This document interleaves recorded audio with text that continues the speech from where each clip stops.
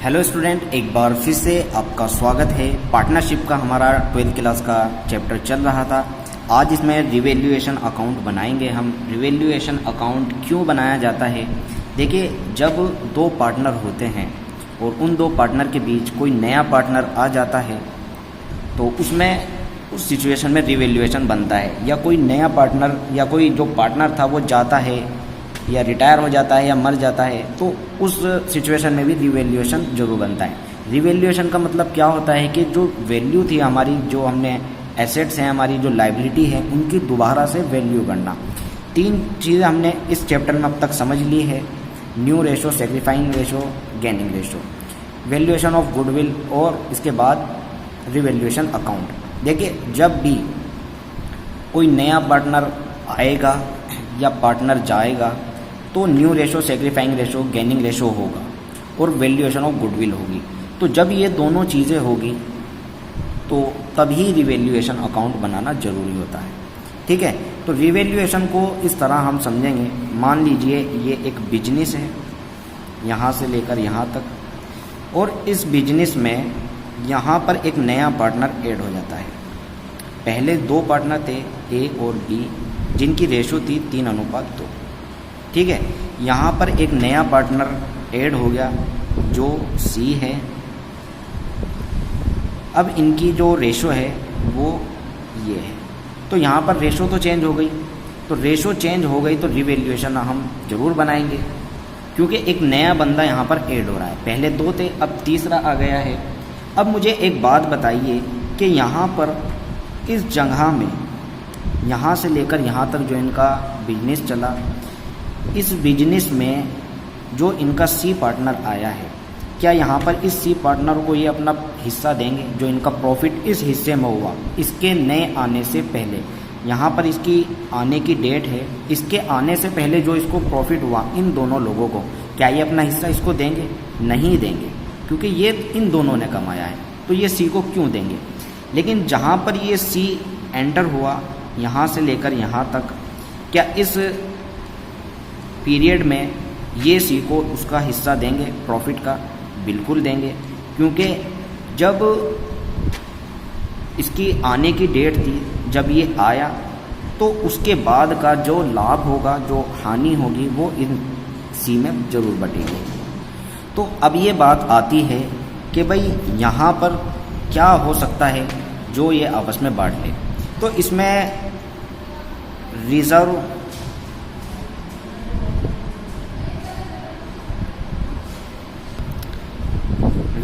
And कुछ surplus हो, या प्रॉफिट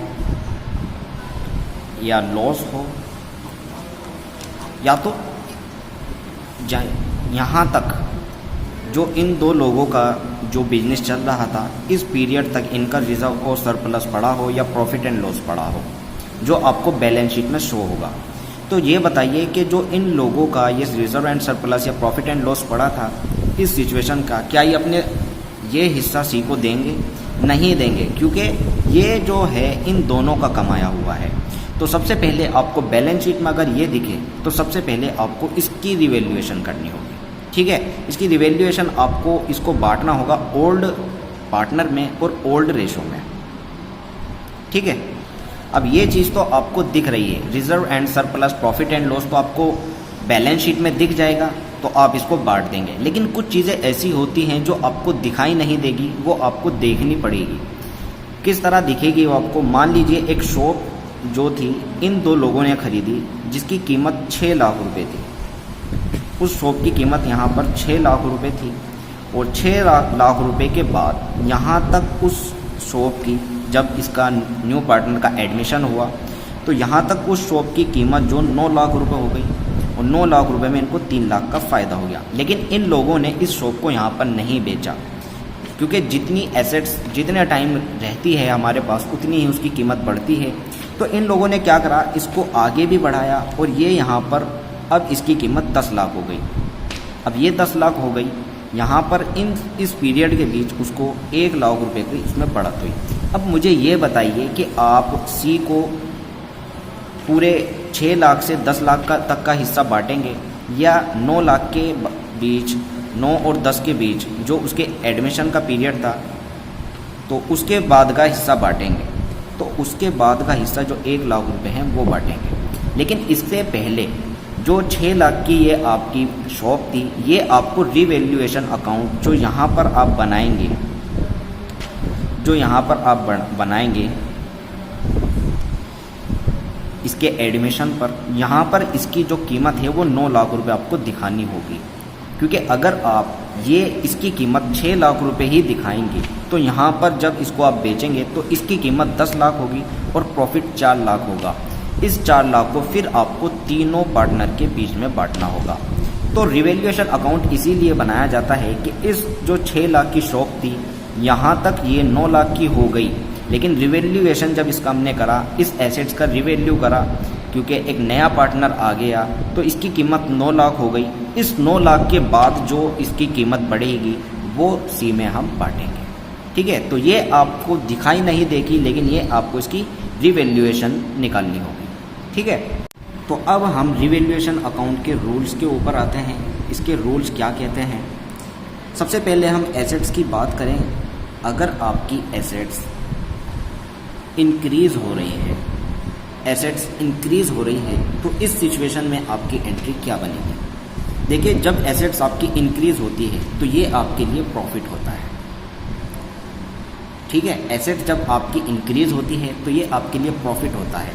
तो इसकी एंट्री बनेगी, एसेट्स जिस भी नाम की एसेट्स हो, account debit to revaluation account, ये आपकी क्रेडिट होगी रिवैल्यूएशन अकाउंट। ठीक है, जब आपकी एसेट्स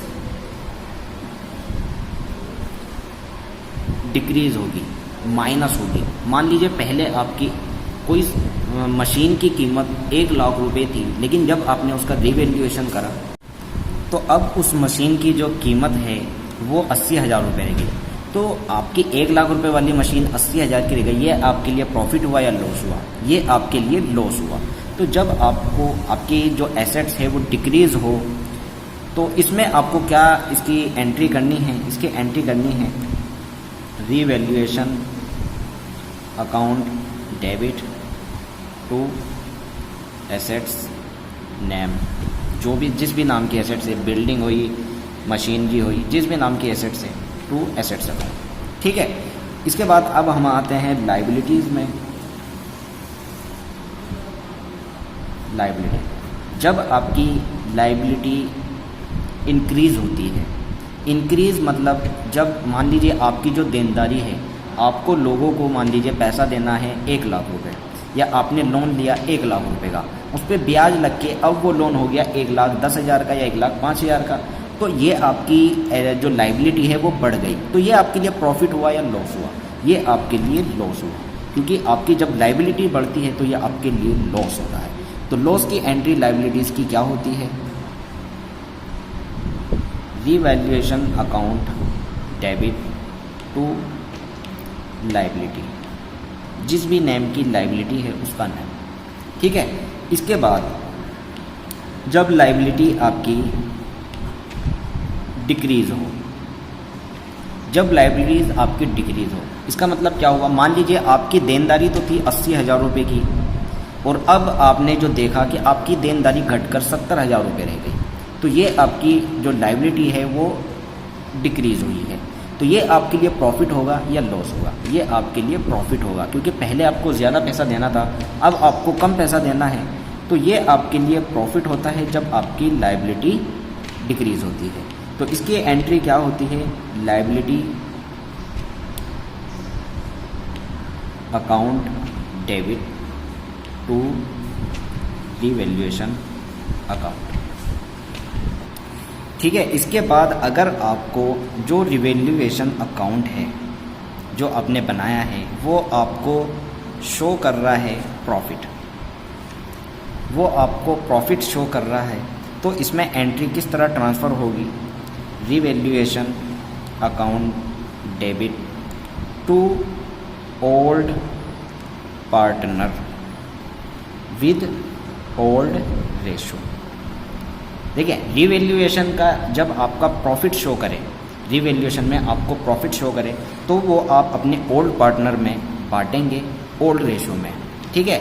जब आपको लॉस शो करे तो ये आपको इसकी रिवर्स एंट्री कर देंगे, old partner account debit to revaluation account, ठीक है। तो ये आपको उसी ओल्ड रेशो में इसका प्रॉफिट भी बांटना है, उसी ओल्ड रेशो में आपका इन जो भी पार्टनर होंगे उनका लॉस भी बांटना है, ठीक है। तो ये इसकी एंट्री होगी। अब इसका परफॉर्मा समझ लेते हैं किस तरह बनता है। रिवैल्यूएशन अकाउंट, इसका परफॉर्मा इस तरह बनता है। ये आपकी डेबिट साइड होती है, ये आपकी क्रेडिट साइड होती है। जब आपकी जो एसेट्स हैं, जब आपकी एसेट्स प्रॉफिट दे, इंक्रीज हो, प्रॉफिट में हो, तो आपको क्रेडिट साइड इसको ट्रांसफ़र करनी है, ठीक है। इसी तरह जब आपकी लायबिलिटी डिक्रीज हो, जब आपकी लायबिलिटी डिक्रीज हो मतलब आपको प्रॉफिट हो, जब आपकी लायबिलिटीज़ डिक्रीज होती है तो आपको प्रॉफिट होता है, तो ये भी आपको क्रेडिट साइड ट्रांसफ़र करनी है, ठीक है। जब आपकी एसेट्स और बाय लायबिलिटी, जब आपकी एसेट्स डिक्रीज हो मतलब लॉस हो तो आपको डेबिट साइड इसको ट्रांसफ़र करनी है टू एसेट्स। और जब आपकी लायबिलिटी इंक्रीज हो मतलब लॉस हो आपको, तो आपको डेबिट साइड इसको ट्रांसफ़र करनी है, ठीक है। जब आपका क्रेडिट पक्ष ज़्यादा हो और डेबिट पक्ष कम हो तो आपको प्रॉफिट होगा टू, और इस प्रॉफिट को to profit transfer to old partner with old ratio, ठीक है। तो जब आपको प्रॉफिट शो हो तो उस ओल्ड प्रॉफिट उस प्रॉफिट को आपको ओल्ड पार्टनर में ओल्ड रेशो में इसको ट्रांसफ़र करना है। और जब आपको लॉस हो तो इसको बाय लॉस करके ट्रांसफ़र करना है ओल्ड पार्टनर में विथ ओल्ड रेशो में, ठीक है। इसके साथ ही इसमें इधर साइड आपकी इनकम और प्रॉफिट शो होंगे और इधर साइड आपकी लॉस और एक्सपेंस शो होंगे, ठीक है। तो ये रिवैल्यूएशन अकाउंट का पूरा परफॉर्मा है। इसके बाद एक क्वेश्चन से मैं आपको समझाता हूँ। बुक का क्वेश्चन आपका लेता हूँ, इस तरह क्वेश्चन है। ये इसकी लायबिलिटी दे रखी है, इसकी एसेट्स दे रखी है, ठीक है। कैश दिया है, डेटर्स दिए हैं, स्टॉक दिया है, फर्नीचर फिटिंग दी है, बिल्डिंग दी है, लायबिलिटी दी है, बिल रिसीवेबल दिए हैं, बिल्स पेबल दिए हैं और कैपिटल दी है जो इन्होंने लगा रखी है। इसके बाद इसकी जो एडजस्टमेंट है इस तरह है। सबसे पहले देखिए एंट्री स्टार्ट करते हैं। से 4000 अपनी पूंजी तथा 1600 ख्याति के लिए फर्म में लाएगा। 4000 पूंजी और 1600 ख्याति के रूप में लाता है। तो सबसे पहले इसमें आप देखेंगे कि इसमें आपका कैश आ रहा है, ठीक है। आपकी जो एसेट्स है वो इंक्रीज़ हो रही है, तो कैश आ रहा है। इसमें आप कैश से भी एंट्री कर सकते हैं और बैंक से भी इसकी एंट्री कर सकते हैं। तो कैश से एंट्री करेंगे, cash account debit to C's capital account to premium of goodwill account, ठीक है। कैपिटल कितनी ला रहा है ये 4000 रुपये और 1600 रुपये ख्याति के, 4000 रुपये और 1600 रुपये आपकी ख्याति, कुल मिलाकर 5600 रुपये ये लेके आया है, ठीक है। इसके बाद आगे वो कह रहा है कि ख्याति की रकम का आधा भाग ए तथा बी निकाल लेगा और शेष रकम फर्म में रहेगी। अब इसमें जो ख्याति आई है इसकी एंट्री करेंगे। जो ये ख्याति है आपकी, इसको ट्रांसफ़र करेंगे पार्टनर के अकाउंट में, ठीक है। तो इसको ट्रांसफ़र करने के लिए जो ख्याति है उसको निकाल लेते हैं, डेबिट कर लेंगे उसको। Premium of goodwill account debit, transfer दो खाते थे, दो पार्टनर थे ए और B to A's capital account to B capital account. ठीक है, अब इसमें आपको देखिए करना क्या है, ख्याति कितनी थी 1600 रुपये की। ठीक है, अब ओल्ड रेशो में इसको बांटना है, जैसा मैंने आपको बताया था। ओल्ड रेशो हमारा इसमें दिया हुआ है, ए और बी एक फर्म में समान साझेदार है। समान साझेदार का मतलब बराबर बांटेंगे दोनों में 800 रुपये 800 रुपये। ठीक है, इसके बाद आगे वो उसने क्वेश्चन में बताया है कि ख्याति की रकम का आधा भाग ए और बी निकाल लेंगे और शेष भाग फर्म में रहेगा। तो ये तो भाग फर्म में रहेगा। अब ये आधा आधा निकाल रहे हैं, जो आधा भाग है मतलब 800 रुपये का 400 रुपये ए निकाल रहा है और 400 रुपये बी निकाल रहा है। तो इसमें जो इनका क्रेडिट हुआ था, अब इसे डेबिट करके इनमें से पैसा निकाल लेंगे। A's capital account debit, B's capital account debit to cash account. ठीक है, कितना निकाला उसने, आधे का। अब इस आधे को 400 इसने निकाले और 400 इसने निकाले। ठीक है, अब आगे उसने बताया है भवन के मूल्य में 10% वृद्धि हुई। यहाँ पर एसेट्स में वृद्धि हुई है। वृद्धि मतलब एसेट्स इंक्रीज़ हुई है, और मैंने जब आपको बताया था जब आपकी एसेट्स इंक्रीज़ होगी तो वो आपका प्रॉफिट होगा, और प्रॉफिट जब होगा तो इसकी एंट्री मैंने बताया था एसेट्स अकाउंट डेबिट। एसेट्स क्या थी, भवन, building account debit to revaluation account. Building देख लेंगे, बिल्डिंग कितने की थी, 12,000 की। इसका 5% इंक्रीज़ हुआ है, सॉरी इसका 10% इंक्रीज़ हुआ, तो 12,000 का 10% आता है 1200 रुपये। इसका मतलब 1200 रुपये इसका इंक्रीज़ हुआ है। इसके बाद आगे उसने कहा तथा स्टॉक के मूल्य में 5% तथा फर्नीचर के मूल्य में 20% की कमी आई। अब स्टॉक का मूल्य कितना था, फर्नीचर का कितना था, वो देखते हैं। इसके साथ ही इसने कहा देनदारों पर अशोध्य और संदिग्ध ऋणों के 5% का आयोजन कीजिए। मतलब बैड डेब्ट्स हो गए, जो डेटर्स थे 5% लोगों ने पैसा नहीं दिया या 5% जो पैसा था उसमें मर गया, तो ये बैड डेब्ट भी हमारा लॉस है। और ये स्टॉक में जो डिक्रीज़ हुआ है ये भी हमारा लॉस है, और फर्नीचर जो डिक्रीज़ हुआ है ये भी हमारा लॉस है। तो इन तीनों की एक ही एंट्री कर लेंगे। आप अगर चाहें तो अलग अलग भी एंट्री कर सकते हैं, जैसे stock account debit to stock revaluation account debit to stock account, revaluation account debit to furniture account, revaluation account debit to bad debts account. अलग अलग भी कर सकते हैं। अगर आप तीनों इस एंट्री को एक एंट्री में करना चाहें तो वो भी कर सकते हैं।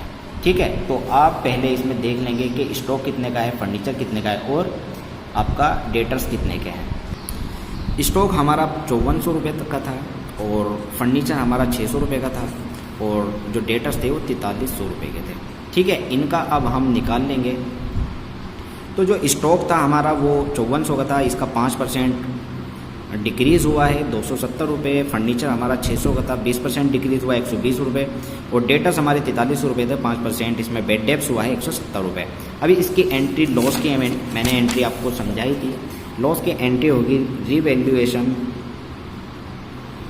अकाउंट डेबिट टू स्टॉक हुआ, टू फर्नीचर हुआ अकाउंट, और टू तीसरा क्या था हमारा, बैड डेब्ट्स अकाउंट। ये तीनों लॉस थे हमारे। ठीक है, तो इसकी एंट्री स्टॉक कितने का था 270 रुपये, फर्नीचर था 120 रुपये और बैड डेब्ट थे 170 रुपये। तीनों मिला के इनका कितना हमारा लॉस हुआ 560 रुपये अगर इनको जोड़ेंगे। ठीक है, इसके बाद लास्ट की एंट्री क्या होगी, एंट्री हमारी प्रॉफिट की होगी या लॉस की होगी। अब इसमें अपनी रिवैल्यूएशन की एंट्री हो गई, इसमें आपको प्रॉफिट हुआ या लॉस हुआ, इसको जानने से पहले आपको इसका रिवैल्यूएशन का अकाउंट, इसका परफॉर्मा बनाना होगा, और उसमें ये सारी एंट्री ट्रांसफ़र होगी। ठीक है, इस तरह मैंने आपको बताया था। अब ये सारी एंट्री इसमें ट्रांसफ़र करते हैं। सबसे पहले रिवैल्यूएशन की जितनी इसमें एंट्री है वो देख लेते हैं। पहली एंट्री में रिवैल्यूएशन नहीं है, दूसरी में भी रिवैल्यूएशन नहीं है, इस एंट्री में भी रिवैल्यूएशन अकाउंट नहीं है। यहाँ पर रिवैल्यूएशन है क्रेडिट में, तो क्रेडिट साइड में 1200 रुपये लिखते हैं पहले, 1200 रुपये। रिवैल्यूएशन अकाउंट बना रहे हैं, ये नहीं लिखा जाएगा, इसके अपोजिट में जो एंट्री होगी वो लिखी जाएगी। तो बाय बिल्डिंग अकाउंट लिखा जाएगा, बाय बिल्डिंग अकाउंट। ठीक है, इसके बाद आगे की एंट्री में रिवैल्यूएशन डेबिट में है, तो डेबिट साइड 560 रुपये आएंगे, लेकिन इन 560 में 2 स्टॉक आएगा, 2 फर्नीचर आएगा और 2 बेड डेप्स आएगा, 270, 120 और 170 रुपये। ठीक है, 2 स्टॉक अकाउंट, 2 फर्नीचर अकाउंट और 2 बेड डेप्स अकाउंट। ठीक है, 270, 120 और 170। अब इसमें क्रेडिट साइड का ज़्यादा है या डेबिट साइड का? क्रेडिट साइड का इसमें ज़्यादा है, तो जब आपका क्रेडिट साइड का ज़्यादा हो, डेबिट साइड का कम हो, तो आपको प्रॉफिट हुआ, तो ये प्रॉफिट आप ट्रांसफ़र करोगे पार्टनर्स कैपिटल में। Profit transfer to partner capital account. ठीक है, कितना प्रॉफिट आया इसमें हम घटा लेते हैं। 640 रुपये आता है। इस 640 को ओल्ड रेशो में हम बांट लेते हैं। ओल्ड रेशो में एज कैपिटल और बीज कैपिटल। ओल्ड रेशो इनका बराबर था, तो 320 इसके हिस्से में आए और 320 इसके हिस्से में आए।